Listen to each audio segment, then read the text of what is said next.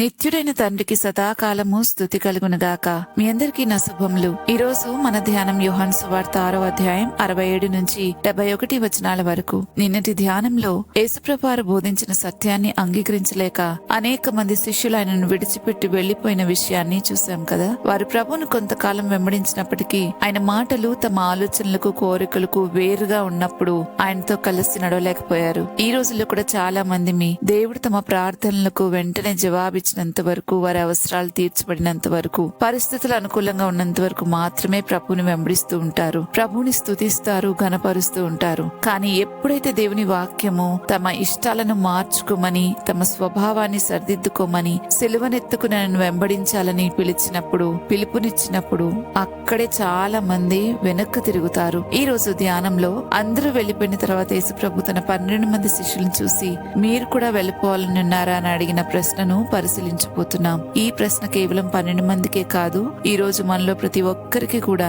ప్రభువు అడుగుతున్న ఈ ప్రశ్న వర్తిస్తుంది. అప్పుడు పేతురిచ్చిన సమాధానం ఏంటో చూద్దాం. 67వ వచనాన్ని చదివితే, కాబట్టి యేసు మీరు కూడా వెళ్లిపోవాలని ఉన్నారా అని 12 మందిని అడగగా అనే మాటను మనం చూస్తాం. అనేక మంది శిష్యులు ప్రభువును విడిచిపెట్టి వెళ్లిపోయిన తర్వాత ఆయన శిష్యులను అడిగిన ఈ ప్రశ్నకు కారణం ఆయనకు తెలియక కాదు, వారి హృదయాల్లో ఏముందో ఆయనకు తెలియక మాత్రం కాదు, వారి మనసులోని విషయాన్ని బయట పెట్టడానికి, వారు ఆయన గురించి ఏం అర్థం చేసుకున్నారో అది వారి నోటితో ఒప్పించటానికి, కన్ఫెస్ చేయించటానికి. ఎందుకంటే ఒక వ్యక్తి రక్షణ పొందినట్లు అతడు హృదయమందు విశ్వసించి నోటితో ఒప్పుకోవాలి అని రోమీయులకు రాసిన పత్రిక 10వ అధ్యాయం 9-10 వచనాల్లో మనం చూస్తాం. దేవుని క్రమం అది. హృదయంలో విశ్వసించడం మాత్రం సరిపోదు, కానీ నోటితో ఒప్పుకోవడం కూడా. కాబట్టి ఇక్కడ వారి నోటితో ఒప్పుకోవడానికి వారు ఏం మాట్లాడతారో, ఎలా ఒప్పుకుంటారో ప్రభువు చూడటానికి ఈ ప్రశ్న వేసినట్లుగా మనకు తెలుస్తుంది. దేవుడు మన జీవితాల్లో కూడా ఇలాంటి సందర్భాలను అనుమతిస్తుంటారు. అందరూ ఒక దారిలో వెళ్తున్నప్పుడు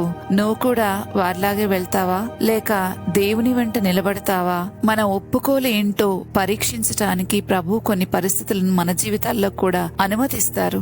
దేవుడు బలవంతంగా ఎవ్వరూ తనను వెంబడించాలని కోరుకోరు, అస్సలు కోరుకోరు. ఆయన స్వభావం అది కాదు. ప్రేమ ఎప్పుడు కూడా స్వచ్ఛందమైనదని మనం గుర్తించాలి. కాబట్టి శిష్యత్వం కూడా బలవంతం కాదు, ఇది ఎవరికి వారు తీసుకోవాల్సిన నిర్ణయం. ఇది ఈ రోజు ప్రతి విశ్వాసికి ప్రభువు అడుగుతున్న ప్రశ్నే. చాలా సార్లు వాక్యము మనకు నచ్చకపోవచ్చు, కొంచెం కఠినంగా అనిపించవచ్చు, మనకు వేరుగా ఉంటుంది అని అనిపించవచ్చు. అప్పుడు మన ప్రతిస్పందన ఏంటి? జీవం గల దేవుడిని విడిచిపెడతామా మన సౌకర్యం కోసం, లేదా మన సౌకర్యాన్ని విడిచిపెట్టి జీవం గల దేవుడిని హత్తుకుంటామా? దీని మీదే మన ఆత్మీయ ఆశీర్వాదాలు ఆధారపడి ఉంటాయనేది మనం గమనించాలి. 68వ వచనంలో పేతురు సమాధానాన్ని మనం చదవగలం. సీమోను పేతురు, ప్రభువా ఎవని యొద్దకు వెళుదుము? నీవే నిత్య జీవపు మాటలు కలవాడవు అని చెప్పాడు. ఈ సమాధానం పేతురు విశ్వాసానికి గొప్ప ప్రకటన. మంచి ఒప్పుకున్నాడు. అయితే ఈ మాట ప్రభుని ఎంతో సంతోషపరిచిందని నేను నమ్ముతాను. ప్రభు యొక్క హృదయాన్ని చాలా సంతోషపరిచింది. ఎందుకంటే ఇదే సందర్భంలో మత్తయి సువార్త 16వ అధ్యాయంలో మత్తయి రాస్తున్నాడు. ప్రభు ఒక మాట ఈ సందర్భంలో అంటున్నారు ఏంటంటే, ఈ ఒప్పుకోలు మీదే, అంటే ఈ కన్ఫెషన్ ఆర్ ఈ బండ మీదే నా సంఘాన్ని కడతాను అని ప్రభు చెప్పారు. అక్కడ మనం అనుకుంటాము పేతురు అనే బండ అని. కాదు, ఆయన ఒప్పుకున్న ఆ ఒప్పుకోలు ఏదైతే ఉందో, ఆ కన్ఫెషన్ ఏదైతే చేశాడో ఆ బండ మీద ఆయన తన సంఘాన్ని కట్టాడు. నిజంగా ప్రతి ఒక్కరి రోజు సంఘంలో చేర్చబడిన వారు నీవే నిత్య జీవపు మాటలు కలవాడమని నమ్మి ఆయన సంఘంలో చేర్చబడగలగాలి. లేకపోతే మనము ఆయన క్రమంలో ఉన్నట్లు కాదు. ఈ విషయంలో మనల్ని మనం పరీక్షించుకోవాలి. మన హృదయంలో గొప్ప విశ్వాసం ఉండి మన నోటితో మనం ఈ మంచి ఒప్పుకోగలుగుతున్నామా? ఆ యేసుక్రీస్తు ప్రభువే నిత్య జీవపు మాటలు కలవాడు, అందుకే నేను ఆయన్ను వెంబడిస్తున్నాను అనే ఒక భరోసా మన హృదయంలో ఉందా?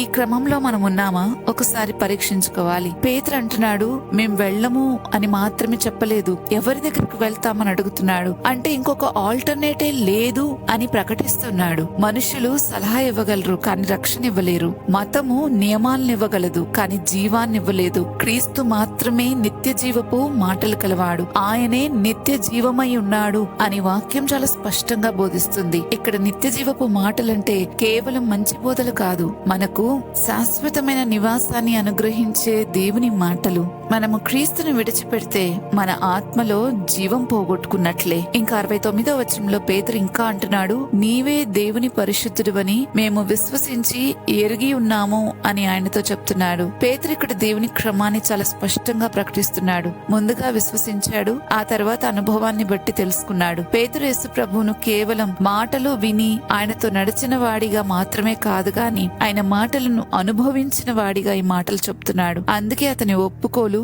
పుస్తకాల జ్ఞానం నుండి విన్న మాటల నుండి రాలేదు, కానీ ప్రభుతో గడిపిన జీవిత అనుభవం నుండి వచ్చింది. క్రైస్తవ జీవితం మన హెడ్ నాలెడ్జ్ ని బట్టి ఉండదు, పుస్తకాల జ్ఞానమును బట్టి ఉండదు. థియాలజీ చదివినంత మాత్రాన క్రైస్తవ జీవితం మనం జీవించలేం. క్రీస్తుతో మన సహవాస అనుభవాన్ని బట్టి ఉంటుంది అనేది మనం గుర్తించాలి. మనకు ఎంతో నాలెడ్జ్ ఉండొచ్చు, ఎంతో జ్ఞానాన్ని మనం చెప్పొచ్చు, కానీ క్రీస్తుతో మన అనుభవం అంటే ఆయనతో సహవాస అనుభవం గనుక మనకు లేకపోతే ఆ నాలెడ్జ్ అంతా మనల్ని ఎక్కడికి తీసుకెళ్లలేదు. అయినా ఆయన ఎప్పుడు కూడా మనకు దూరంగా ఉండాలనుకునేవాడు కాడు, మనతో నివసించాలనుకున్నవాడు, అందుకు తగిన ఏర్పాట్లు చేసినవాడు. మనం దానికి అనుమతిస్తే ఆయన మనతో నివసిస్తూ మన జీవితంలోని ప్రతి అనుభవంలోనికి ఆయన రాగలడు. ఆయన సహవాసంలో ఆ అనుభవంలో మనం లేకపోతే మనము జ్ఞానాన్ని బట్టి మాట్లాడొచ్చు, తెలిసిన విషయాలను బట్టి మాట్లాడొచ్చు, కానీ అసలైన సత్య విషయమైన అనుభవ జ్ఞానం మనకుండదు. ఆ అనుభవ జ్ఞానం లేనప్పుడు మన భక్తి వ్యర్థమే. ఇది మనం జ్ఞాపకం ఉంచుకోవాలి. మనం వేసే ప్రతి అడుగులో దేవుని సారం ఎంతుందో మనం గమనించుకోవాలి. ఆయన అక్కడ ఎలా ఉన్నాడో, ఏం చేస్తున్నాడో, మనతో ఎలా డీల్ చేశాడో, ఆ విషయంలో మనమేమనుకున్నామో, ప్రభు చిత్తం ఎలా జరిగించాము, ఇలాంటి విషయాలు, ఇలాంటి అనుభవాలు మన జీవితంలో లేకపోతే మనం నిజంగా ప్రభుతో మేము నిన్ను ఎరిగి ఉన్నాము అని చెప్పలేం. ఆయన మనసేంటో మనకెప్పటికీ అర్థం కాదు. మన ప్రతి అనుభవంలోనికి ఆయనను మనం ఇన్వాల్వ్ చేసుకుంటేనే నిజంగా ఆయన మనసేంటో మనకు అర్థమవుతుంది. ఇంకా 70-71 వచనాలు మనం చూసినట్లయితే అక్కడ రాయబడింది, అందుకు యేసు, నేను మిమ్మల్ని 12 ఏర్పరచుకునలేదా? మీలో ఒకడు సాతాను అని వారితో చెప్పెను. 71వ వచనంలో సీమోన్ ఇస్కరియోతు కుమారుడైన యూదా 12 మందిలో ఒకడై ఉండి ఆయన నప్పగింపబోచుండెను గనుక వాని గూర్చియే ఆయన ఈ మాట చెప్పెను అని చదువుతాం. చాలా సార్లు ఈ వచనాలు చదివినప్పుడు ఇవి నన్ను ఎంతో ఆశ్చర్యపరిచే వచనాలుగా ఉన్నాయి. ఎందుకంటే ప్రభువు తానే ఎన్నుకున్నారు, తనతో పాటు నడిపించటానికి, తనతో పాటు ఉండడానికి ఆ 12 మంది శిష్యులను తానే ఎన్నుకున్నారు. అయితే ఆ శిష్యుల్లో యూదా కూడా ఉన్నాడు. అంతేకాదు మీలో ఒకడు సాతాను అని ప్రభువే చెప్పారు. ఇది యూదా స్వయంగా సాతాననే అర్థం కాదు గాని సాతాను తన ఉద్దేశాలకు సాధనంగా ఉపయోగించుకున్న వ్యక్తి అని మనకు అర్థమవుతుంది. ప్రభు యూదా లాంటి వారిని కూడా ఎంతో తన పక్కన ఉండనిచ్చి వారిని భరించి చివరి వరకు అవకాశం ఇచ్చారు అన్న విషయం నన్ను ఎంతో ఆశ్చర్యానికి గురి చేస్తుంది ప్రతిసారి. ఇక్కడ మనం గ్రహించవలసిన గొప్ప సత్యం ఏంటంటే ప్రభుకు యూదా ఎలాంటి వాడో మొదటి నుండే తెలుసు. అయినప్పటికీ ఆయన యూదాను తిరస్కరించలేదు. మిగిలిన శిష్యులతో సమానంగా ప్రేమించారు, సమానంగా బోధించారు. పరిచర్యలో భాగంగా యూదాని కూడా భాగస్థుని చేశాడు. సువార్త ప్రకటించడానికి అధికారం ఇచ్చారు. చివరి భోజనంలో కూడా తనతో కూర్చోబెట్టుకున్నారు. చివరి క్షణం వరకు అతడు మారాలని అవకాశం ఇచ్చినట్లుగా ఆ సువార్తల్లో మనం గమనిస్తాం. ఇది దేవుని కృప యొక్క గొప్పతనాన్ని తెలియజేస్తుంది. ఈ మాటను బట్టి మనకు అర్థమవుతుంది ఆయన ఎప్పుడు మన చేయి విడిచేవాడు కాడు. మనకొక రోజు నూతనంగా దొరికింది అని అంటే ఆ రోజు దేవుడు మనకి అవకాశం ఇస్తున్నాడు, ఇంకా అవకాశం ఇస్తున్నాడు మనం ఆయన పోలికలోకి మారడానికి. ఒక వ్యక్తి భవిష్యత్తులో దేవుని పట్ల అతడు ఎలా ప్రవర్తిస్తాడో తెలిసినప్పటికీ వెంటనే తీర్పు తీర్చేలేదు. ఆయన దీర్ఘ శాంతంతో అవకాశం ఇస్తూ వచ్చారు, హెచ్చరిస్తారు, ప్రేమతో పిలుస్తారు. అయితే ఆ అవకాశాన్ని ఎలా ఉపయోగించుకోవాలి అనేది మాత్రం నిర్ణయించుకోవాల్సింది ఎవరికి వారే. మనము దేవుని ఉద్దేశాలకు సాధనంగా ఉన్నామా? సాతాను ఉద్దేశాలను నెరవేర్చడానికి సాతానుకు ఒక సాధనంగా ఉన్నామా? ఏం చేస్తున్నామో, ఎలా ఉన్నామో మనల్ని మనమే పరీక్షించి చూసుకోవాలి. యూదా ఒక్క రోజులో సాతానుకు సాధనంగా మారలేదు. చిన్న చిన్న రాజీలు, ధనాస, మార్పు పొందలేని హృదయం, ప్రభు మాటకు పూర్తిగా లోబడకపోవడం అతన్ని ఆ స్థితికి తీసుకుని వెళ్ళాయి. అందుకే మనం ప్రతిరోజు మన హృదయాన్ని పరిశీలించుకోవాలి. మనం తీసుకునే నిర్ణయాలు, మనం మాట్లాడే మాటలు, మనం చేసే పనులు దేవుని మహిమపరుస్తున్నాయా లేక శత్రువుకు అవకాశం ఇస్తున్నాయా పరీక్షించుకోవాలి. పేతురు అన్నాడు కదా, ప్రవ్వా నిన్ను విడిచి మేము ఎవరి దగ్గరికి వెళ్తాము అని. కానీ ఈ రోజు మన జీవితాల్లో చాలా సార్లు దీనికి విరుద్ధంగా మనం చేస్తూ ఉంటాం. చిన్న చిన్న వాటి కోసం దేవుణ్ణి విడిచి మనుషుల దగ్గరకు పరిగెడతాం. దేవుని వాక్యము మన స్వభావాన్ని మార్చుకోమన్నప్పుడు, మన లోకాసలను విడిచిపెట్టమన్నప్పుడు, ఇతరులను క్షమించమన్నప్పుడు, ఇతరులతో సమాధాన పడమన్నప్పుడు ఆ మాట మనకు నచ్చక మనం ఏమనుకుంటామంటే ప్రభుని విడిచి మనుషుల ఆమోదాన్ని వెతుకుతూ ఉంటాం. నేను చేసింది కరెక్టే కదా అని అందరి చేత ఒప్పించుకోవటానికి ప్రయత్నం చేస్తాం. కానీ మన అంతరాత్మకు బాగా తెలుసు ఒప్పుకోవలసింది దేవుడు, మనుషులు కాదు అని. ఇంకా దేవుని సన్నిధిని విడిచిపెట్టి డబ్బు కోసం, అధికారం కోసం, పేరు ప్రతిష్టల కోసం, ఈ లోకపు అంగీకారం కోసం పరిగెడుతూ ఉంటాం. మన హృదయం ఎలాగుంది? ఒకసారి మనల్ని మనం ఆలోచించుకోవాలి. పేతురులా, ప్రభా నీవే మాకు చాలు, నీవే నిత్యజీవపు మాటలు కలవాడవు, నిన్ను విడిచి నేను ఎక్కడికి వెళ్ళగలను అని చెప్పగల హృదయాన్ని దేవుడు మనందరికీ అనుగ్రహించునుగాక.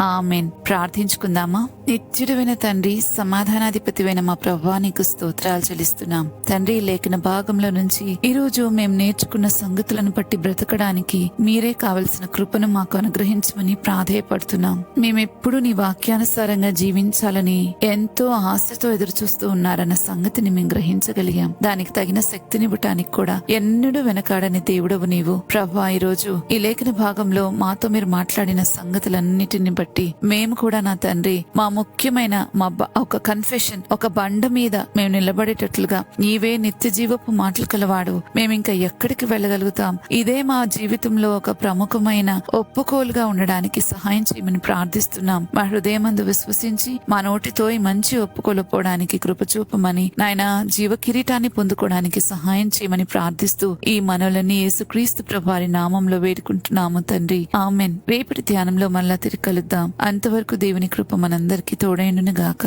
ఆమెన్.